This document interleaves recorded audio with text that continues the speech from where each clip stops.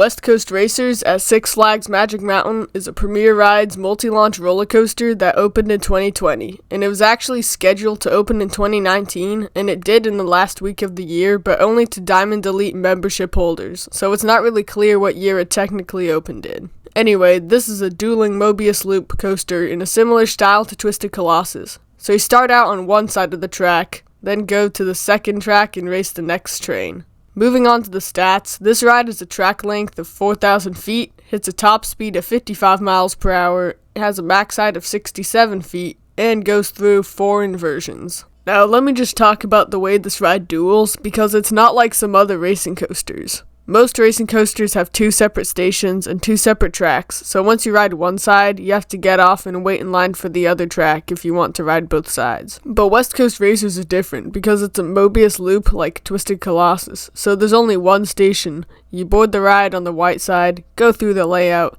and the track turns yellow and you go through the layout on the other side. So it's essentially 2 rides in one, which is awesome. So when you go to ride West Coast Racers, you go to the back of the park into the newly themed area called the Underground. This used to be the old Cyclone Bay area, but when West Coast Racers was being built, they decided to give it a complete overhaul and theme the area to the streets. So as you walk by, the ground looks like a street with a yellow stripe going down the middle, and there are road markings that are actually supposed to be there. Unlike a certain other coaster at Magic Mountain. Now, the ride itself is themed to West Coast Customs, which is a car shop in Burbank, and I think this is one of, if not the best themed ride in the park. The Q building from the outside is very cool and modern looking, and on the inside, there's some nice theming that resembles the actual West Coast Customs shop. So now, let's move on to the actual ride experience. You board one of the car-themed trains, and they look very cool because West Coast Customs actually helped design them, and you pull down your lap bar and clip on the Premier Ride's comfort collar. Personally, these restraints don't bother me too much for the most of the ride, but I still would rather have it with just a lap bar, like on Full Throttle. You exit the station on the white side of the track, wait for a bit, and then launch at the same time as the train on the yellow track. And don't go in expecting a forceful launch, because this launch is pretty weak, but it does the job to push the trains into my favorite element on the ride, the high five. The lateral ejector you get on this element is actually insane, and I was not expecting it to be this powerful. This is also the only part of the ride where the comfort collar was an issue. You then turn into a 0G stall, which gives a little bit of hang time.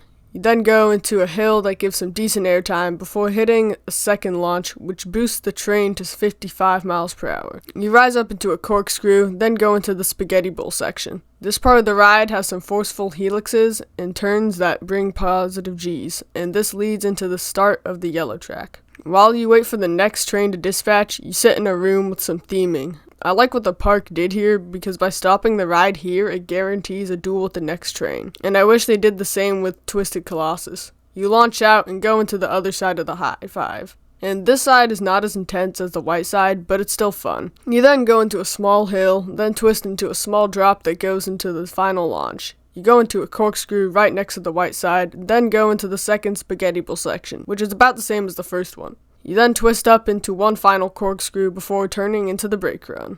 So now let's move on to pros and cons. The first pro is that this ride is smooth. I didn't notice any rattle or bumps when I rode it. Another pro is that this is a long ride. With 4,000 feet of track and the Mobius loop, you get a lot of ride time. Another pro is the variety of forces. There's some awesome lateral ejector airtime on the high fives, some hang time on the stall, a few whippy transitions, and some good positive Gs during the helixes. This coaster is also just really fun. The dueling aspect adds a lot to it, and the way you can watch the other train the whole ride just makes this a very enjoyable ride. The last pro is the theming. I like how Six Flags took the effort to theme this ride, because usually the coasters have little to no theme, but this coaster has a well-themed queue, and the ride just looks good in the underground area. And now to the cons, the first one being the launches. These are probably some of the weakest launches on any thrill coaster I've been on, and if they were more powerful, this wouldn't be a con. Another con is the restraints. The comfort collars are pretty uncomfortable, and I'm sure they are unnecessary, as Full Throttle in the same park is another Premier Rides launch coaster, and it just has a lap bar. So now to my overall opinion. I would rate West Coast Racers a 9 out of 10.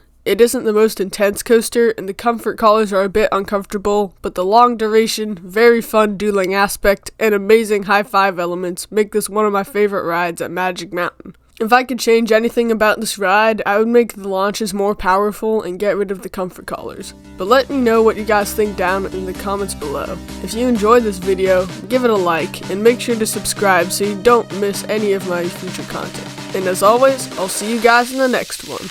Peace.